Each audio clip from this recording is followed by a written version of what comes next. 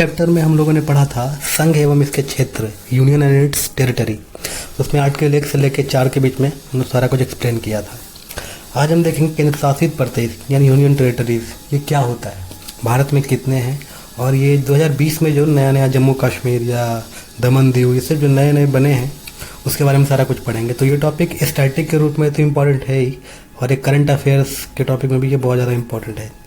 और ये देखिए यहाँ पे लिखा हुआ है कि संविधान 1 के आर्टिकल में भारत को 3 राज्यों की श्रेणी में बांटा गया है। 3 श्रेणियों में बांटा गया। 3 श्रेणी कौन कौन से हैं? पहला राज्य क्षेत्र, दूसरा केंद्र शासित जो हम लोग पढ़ेंगे आज, और तीसरा ऐसे राज्य जिसे भारत में द्वारा किसी भी समय अर्जित किए जाए। राज्य क्षेत्र समझ गए, जो अभी जितने राज्य है भारत में। केंद्र शासित प्रदेश ये दूसरा टाइप का हुआ राज्य, और तीसरा कौन सा है? ऐसे राज्य से भारत किसी भी समय, मान लो कि देश से युद्ध हुआ अगर तो वो जीत लिया गया तो वो भी एक राज्य बनेगा, तो उसको तीसरे कैटेगरी में रखा जाएगा। तो संविधान 1 में जो कहा गया है इंडिया यानी भारत राज्यों का संघ, जो राज्य वर्ड है उसको 3 में डिवाइड किया गया। वर्तमान में कितने राज्य हैं? 28 राज्य हैं और 8 यूटीज हैं। यूनियन टेरिटरी 2020 में का डाटा ये है। 8 यूटी, सारा कुछ देखेंगे यूटी के बारे में, सारा आगे एक्सप्लेन होगा। यूटी का आप देखिए, यहाँ पे देखते हैं यूटी का गठन कैसे हो रहा है। तो देखिए यूटी का गठन मतलब कि यूटी का कॉन्सेप्ट क्या है, यूनियन टेरिटरी का कॉन्सेप्ट कहाँ से आया, कैसे आया, वो देख रहे हैं। तो देखिए ये एग्जाम में नहीं पूछेगा आपसे यूटी का गठन ये टॉपिक, लेकिन इसके बारे में थोड़ा सा ओवरव्यू लेना जरूरी है। ब्रिटिश काल में 1874 में कुछ एससी डिस्ट्रिक्ट बनाए गए, मतलब शेड्यूल कास्ट डिस्ट्रिक्ट। उनके रहने तहने का तरीका बहुत अलग था जनरल लोगों से, तो उसे एक अलग तरह से डिस्ट्रिक्ट बनाया गया, एक मतलब कंजर्व किया गया, प्रिजर्व किया गया उस प्लेस को। तो उसमें फिर उसके बाद क्या हुआ कि इसी कॉन्सेप्ट के आधार पर 1956 में 7वां कॉन्स्टिट्यूशन अमेंडमेंट में इसे यूटीज के रूप में गठित किया गया। मतलब ये जो एससी डिस्ट्रिक्ट बनाया गया था 1874 में, उसको एक 1956 में 7वां कॉन्स्टिट्यूशन में एक एससी बना दिया गया, मतलब ये केंद्र शासित प्रदेश बनाया गया। इसी सबको केंद्र शासित प्रदेश बना दिया गया। कब बनाया गया? 1956 में 7वां कॉन्स्टिट्यूशन अमेंडमेंट। उस टाइम कौन कौन पहले यूटीज थे, ठीक है, ये देखिए। उस टाइम ये एचपी, मणिपुर, त्रिपुरा, मिजोरम, अरुणाचल प्रदेश, गोवा, ये शुरुआत में ये सब यूटीज थे, और अब तो ये लोग को राज्य बना दिया गया सारे को। तो समझ रहे, पहले ये सब यूटीज है। ये एग्जाम में नहीं पूछेगा, एग्जाम में पूछेगा अभी जो यूटीज है उसके बारे में क्वेश्चन पूछेगा, ठीक है। अभी ये देखिए, ये क्वेश्चन बहुत इंपॉर्टेंट पूछता है कि दमन, दीव, दादर, नागर हवेली तथा ये पांडुचेरी, ये सब अभी जो यूटीज में उसके बारे में क्वेश्चन हमेशा आता है कि ये सब पहले किसके अंडर में था? गोवा, दमन दीव, दादर नागर हवेली, ये सब पुर्तगाली के अंडर में था। और फ्रांसीसी के अंडर में कौन था? पांडुचेरी। ये क्वेश्चन बहुत इंपॉर्टेंट है, बहुत बार पूछता है एग्जाम में कि पुर्तगाली के अंडर कौन था, ये फ्रांसीसी के अंडर, ये इंपॉर्टेंट पॉइंट है। अब देखिए, ये देखिए कि यूटीज में जो है मतलब केंद्र शासित प्रशासन कैसे होता है, वहाँ राज्य, वहाँ मुख्यमंत्री होता है या फिर कौन वहाँ शासन गवर्न करता है वहाँ का, उसके बारे में देखेंगे हम लोग। देखिए यूटीज का प्रशासन संविधान के भाग 8 में आर्टिकल 239 से 241 के बीच में इसके बारे में वर्णन किया गया है। ये बस आपको ओवरव्यू याद रखना है। 239 टू 241 का आर्टिकल जो है किसे क्या डिनोट करता है? यूटीज का प्रशासन। ऑप्शन में आपको रहेगा यूटी से रिलेटेड, तो आप उसको क्लिक कर दोगे। संविधान के भाग 8 में प्रत्येक यूटी का प्रशासन राष्ट्रपति द्वारा संचालित होता है। ये पता होना चाहिए आपको। यूटी में जो भी केंद्र शासित प्रदेश में जो प्रशासन राष्ट्रपति द्वारा संचालित होता है। यूटी का जो प्रशासक, मतलब यूटी में जो प्रशासक होगा उसको राष्ट्रपति का एजेंट भी कहते हैं या फिर अभिकर्ता, न कि राज्यपाल की तरह राज्य का प्रमुख। मतलब यूटीज में जो हेड होगा यूनियन टेरिटरी का, उसे राज्यपाल नहीं, स्टेट में जो हेड होता है कॉन्स्टिट्यूशनली हेड, संवैधानिक प्रमुख, उसको राज्यपाल बोलते हैं। लेकिन यूनियन टेरिटरी में जो हेड होता है उसको राष्ट्रपति का एजेंट बोलते हैं, या फिर और तीन तरह का नाम है, वो आगे देखेंगे हम लोग। ये देखिए उसका क्या बोला जाता है? राष्ट्रपति का प्रशासक। इसको 3 तरह से नाम दिया जाता है। जो राज्य में जो अगर राज्यपाल हुए तो वहाँ क्या क्या बोला जाता है? उपराज्यपाल हो सकते हैं यूनियन टेरिटरी में, हेड, मुख्य चुनाव, चीफ कमिश्नर या प्रशासक। ये 3 जो पोस्ट हैं स्पेस सेम ही है, बस नाम अलग अलग है। राज्य में राज्यपाल हो गया, यूनियन टेरिटरी में राज्यपाल को राज्यपाल नहीं बोलेंगे, उपराज्यपाल बोलेंगे, या फिर चीफ कमिश्नर बोलेंगे, या फिर प्रशासक बोलेंगे। ये राष्ट्रपति बेटे में डिपेंड करता है कि क्या बना के आपको वहाँ पे भेजा जा रहा है। हम देखिए राष्ट्रपति किसी भी राज्यपाल के साथ, राष्ट्रपति जो है ये भी हो सकता है, अगर एक किसी दूसरे राज्य का राज्यपाल है यूटीज का प्रशासक बना सकता है उसको। समझ रहे हैं इस चीज़ का? इसे हाई कोर्ट में भी यही होता है, कोई स्टेट का हाई कोर्ट है तो उसको यूटी का भी हाई कोर्ट बना दिया जाता है। सेम ऑर्डर में अगर किसी स्टेट का राज्यपाल है तो उसे यूटी का भी उसको इंचार्ज दिया जा सकता है, ये राष्ट्रपति कर सकता है ऐसा। ये बस एमसीक्यू में अगर पूछेगा ऐसा हो सकता है तो हाँ ऐसा हो सकता है। इसमें राज्यपाल अपने मंत्रिपरिषद के बिना स्वतंत्र रूप से कार्य करता है। मतलब जो स्टेट का जो राज्यपाल होगा जिसको कंट्रोल दिया जाएगा यूटीज का, ये एक्सेप्शनल केस है ये सब, तो उसको मंत्रिपरिषद के बिना स्वतंत्र रूप से कार्य कर सकता है। और वहाँ देखिए यहाँ पार्लियामेंट यूटीज में तीनों लिस्ट में विधि बना सकती है, ये बहुत इंपॉर्टेंट पॉइंट है।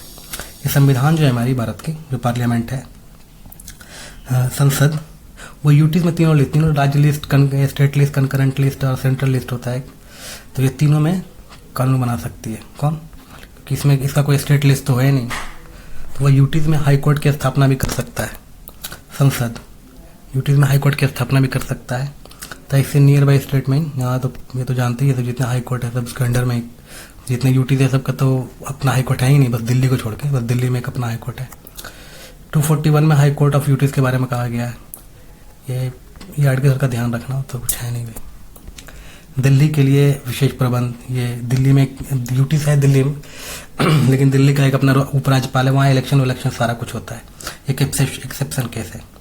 1991 में 69th अमेंडमेंट, ये क्वेश्चन बहुत बार पूछता है, ये बहुत इंपॉर्टेंट पॉइंट है। 1991 69th कॉन्स्टिट्यूशनल अमेंडमेंट, संविधान संशोधन में यूनियन टेरिटरी दिल्ली को विशेष राज्य का दर्जा प्रदान किया गया। पूछा जाएगा, ये नहीं पूछता है कि कब इसे नेशनल कैपिटल बनाया गया दिल्ली को, कब? 1992 में। ये बहुत बार एग्जाम में पूछ चुका है। 21 ईस्वी में दिल्ली को नेशनल कैपिटल बनाया गया, तो 1992 में। कौन सा कॉन्स्टिट्यूशन अमेंडमेंट? तो ये 69। ये नहीं पूछा है अभी तक, लेकिन हाँ ये पूछा है 1922। विधानसभा की संख्या कितनी? 70 है, ये फिक्स कर दिया गया है। किसके बारे में पढ़ना हम लोग? दिल्ली के बारे में। और दिल्ली में प्रत्यक्ष रूप से इलेक्शन भी होता है, दिल्ली में पता ही है, जो वहाँ का सीएम भी बनता है, वहाँ जो केजरीवाल है भी वहाँ का सीएम। और वहाँ राज्यपाल नहीं होता है, वहाँ कौन होता है? उपराज्यपाल। क्योंकि पहले से ही पता है कि यूटीज में राज्यपाल तो हो ही नहीं सकता है, या तो उपराज्यपाल होगा, प्रशासक होगा, या फिर चीफ कमिश्नर होगा। यहाँ पे उपराज्यपाल है दिल्ली का, और एक सीएम सदस्य है। ये देखिए, ये मंत्रिमंडल की संख्या विधानसभा की कुल संख्या का 10% होता है। ये जब हम लोग लोकसभा राज्यसभा पढ़ेंगे अगले चैप्टर, आगे जो चैप्टर आएगा उसमें ये पॉइंट बढ़िया से एक्सप्लेन होगा। अभी बस इतना जानिए, आपके मंत्रिमंडल जैसे कैबिनेट मिनिस्ट्री होते हैं, कैबिनेट मिनिस्ट्री में बहुत कम मिनिस्टर होते हैं, तो स्टेट में भी कैबिनेट मिनिस्ट्री होता है, तो उसमें जो मंत्रिमंडल की संख्या होती है विधानसभा में कुल संख्या का 10% होता है। यानी विधानसभा स्टेट लेजिस्लेचर जो है उसमें दिल्ली में कितने मेंबर थे? 70, तो मंत्री कितने होंगे? 10, यानी 70 का 10 7%। और इस 7 मिनिस्टर्स में राष्ट्र मुख्यमंत्री भी आ जाएगा, तो एक मुख्यमंत्री बाकी 6 मंत्री। दिल्ली में मंत्री कितने होते हैं? 6। इंपॉर्टेंट पॉइंट, ये कॉन्सेप्ट एक तरह से कि क्वेश्चन बहुत बार पूछा जाए कि कितने परसेंट मंत्री बन सकते हैं, तो 10%। फिर देखिए, ये यूटीज में जो सिर्फ दिल्ली की बात हो रही है यहाँ पे, सीएम की नियुक्ति कौन करता है? राष्ट्रपति। शपथ कौन दिलाता है? उपराज्यपाल। बहुत ही ज़्यादा इंपॉर्टेंट पॉइंट है ये, एग्जाम में बहुत बार क्वेश्चन आता है इस पॉइंट से कि दिल्ली के सीएम की नियुक्ति कौन करता है? तो राष्ट्रपति। और शपथ कौन दिलाता है? उपराज्यपाल। मंत्री तथा उपराज्यपाल की नियुक्ति भी राष्ट्रपति करता है। मंत्री तथा उपराज्यपाल की नियुक्ति राष्ट्रपति करता है। ये बाय हार्ट कर लीजिए ये पॉइंट को। उपराज्यपाल तो विवेक के निर्णय को छोड़कर बाकी सभी निर्णय मंत्री पर सहयोग की सहायता करती है। जो सारा उपराज्यपाल, जो राज्यपाल का कार्य है वही उपराज्यपाल का कार्य है, एक्स्ट्रा कुछ है नहीं। परंतु उपराज्यपाल मंत्रिपरिषद के बीच हुए मुद्दे पर टकराव, नहीं कुछ स्पेशल उपराज्यपाल को थोड़ा पावर दिया गया है राष्ट्रपति के बाद। ये तो डायरेक्ट सेंटर का एजेंट है ना यहाँ पे, जो उपराज्यपाल है वो तो राष्ट्रपति का एजेंट है यहाँ पे, तो वो कुछ अगर डिस्प्यूट होता है तो डायरेक्टली राष्ट्रपति के साथ कांटेक्ट कर सकते हैं। एग्जाम में नहीं पूछता है इस पॉइंट। ये तो पता ही आपको, अगर जब इमरजेंसी लगाना होता है तो राज्यपाल ही राष्ट्रपति को भेजता है लिख के कि हाँ इमरजेंसी लगाना है, स्टेट इमरजेंसी, तो राज्य राष्ट्रपति के पास भेज सकता है। तो वही संविधानिक विफलता, ये तो पूछा जाता है राष्ट्र 360 आर्टिकल स्थिति में अपना शासन लाभ 356 स्टेट इमरजेंसी 356 राज्यपाल मंजूरी आधार पर कर सकता है। उपराज्यपाल को सभा सत्र में नहीं होने देता है। ये क्वेश्चन अगर पूछेगा नहीं एग्जाम में, लेकिन ऑर्डिनेंस अगर ये पूछा ये कि उपराज्यपाल जो है दिल्ली का, उसको ऑर्डिनेंस जारी करने का अधिकार है कि नहीं, तो वहाँ अधिकार है। ऑर्डिनेंस वो आगे पढ़ेंगे हम लोग 2213 बस इतना याद रखो। 123 आर्टिकल में राष्ट्रपति ऑर्डिनेंस जारी करता है, और 213 आर्टिकल के अंतर्गत राज्यपाल या उपराज्यपाल ऑर्डिनेंस जारी कर सकता है। ऑर्डिनेंस क्या होता है बाद में देखेंगे। ऑर्डिनेंस की तरफ से मतलब एक नियम हुआ, लागू करने के बाद वो सारे स्टेट में लागू हो जाता है। इसका संसद से पास करने की जरूरत नहीं होती है, क्योंकि उस टाइम संसद चल नहीं रहा था। गैप में अगर कुछ पार करना होता है, कोई विधान कोई अगर पास करना होता है किसी बिल को, तो ऑर्डिनेंस के थ्रू पास कर दिया जाता है।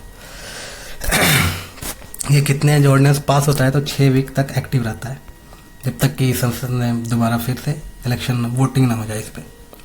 अब देखिए यहाँ पे ये देखना है कि स्टेट और यूटीज़ में कार्यशैली में क्या डिफरेंस है। स्टेट में राज्यपाल जो होता है कार्यपालिका का प्रमुख होता है, इसमें कौन होगा, या तो प्रशासक या उपराज्यपाल या मुख्य चुनाव आयुक्त, मुख्य आयुक्त सॉरी मुख्य। राज्यपाल राज्य का संवैधानिक प्रमुख होता है, ये तो स्टेट में ये बोला जा रहा है। और राष्ट्रपति का एजेंट होता है, ये तीनों प्रमुख तो होता है नहीं, ये तीनों जो है राष्ट्रपति के एजेंट होते हैं। संसद राज्य सूची के विषय के विजय सामान्य स्थिति में नहीं बना सकती। स्टेट लिस्ट में जो सब्जेक्ट है उसको तो स्टेट ही कानून बनाएगा उस पर, ये तो फिक्स्ड है। लेकिन यहाँ यूटीज में ऐसा कोई लिस्ट ही नहीं है, यूटी लिस्ट। इसमें क्या है कि संसद तीनों लिस्ट पे कानून बना सकती है। ये आर्टिकल 239 आर्टिकल में क्या लिखा गया है, 239 से 241 बताया था, यूनियन टेरिटरी में है। तो यूटीज का प्रशासन 239A यूटीज में विधायिका अथवा मंत्रिपरिषद का प्रावधान जम्मू कश्मीर में जो बनाया गया है 239 के आर्टिकल के तहत बनाया गया। 239A दिल्ली से संबंधित विशेष प्रावधान, ये कभी पूछा नहीं एग्जाम में, लेकिन अब ये कि जम्मू कश्मीर ने यूटीज बनाया तो ये भी लाइट में आया हुआ है, तो ये थोड़ा हल्का हल्का ये सब याद रखना पड़ेगा। 239 यूटी का प्रशासन, 239A यूटीज में विधायिका, डबल है दिल्ली के बारे में, ये तो हाई कोर्ट में। ये देख लीजिए कि करंट में है तो बहुत शायद पूछते।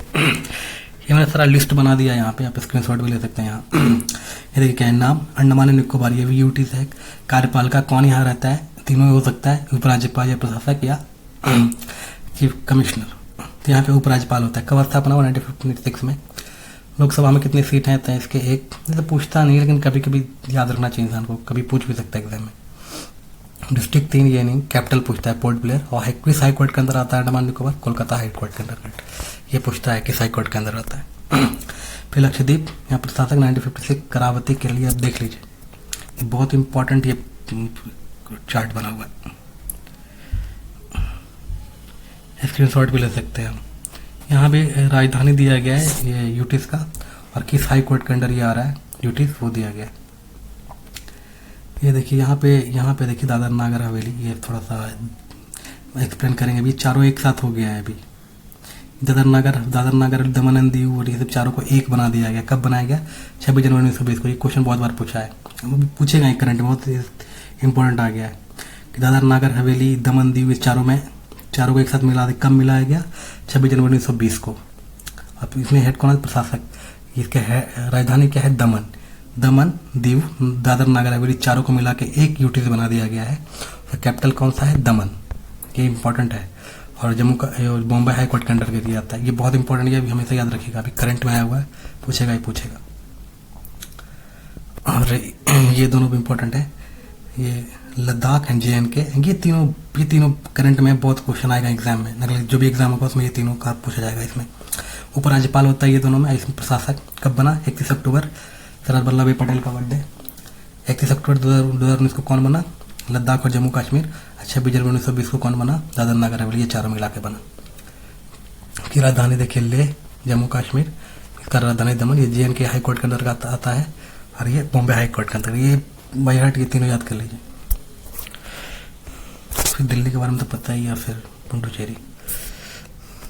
ये भी कि दादर नागर हवेली के प्रशासक कौन है, तो प्रफुल्ल खेड़ा। हल्का करंट में तो पूछेगा। तो ये क्वेश्चन पूछता है लक्षद्वीप का स्टेट लैंग्वेज क्या है, भाषा कौन सा, तो मलयालम। ठीक है। चंडीगढ़ जो यूटी है उसके वास्तुकार कौन थे, ली कार्बुजिगर पूछता है। थोड़ा जम्मू कश्मीर लद्दाख के बारे में देख लीजिए, हाईलाइटेड पॉइंट, क्योंकि अभी नया यूटी बना तो पूछ सकता है।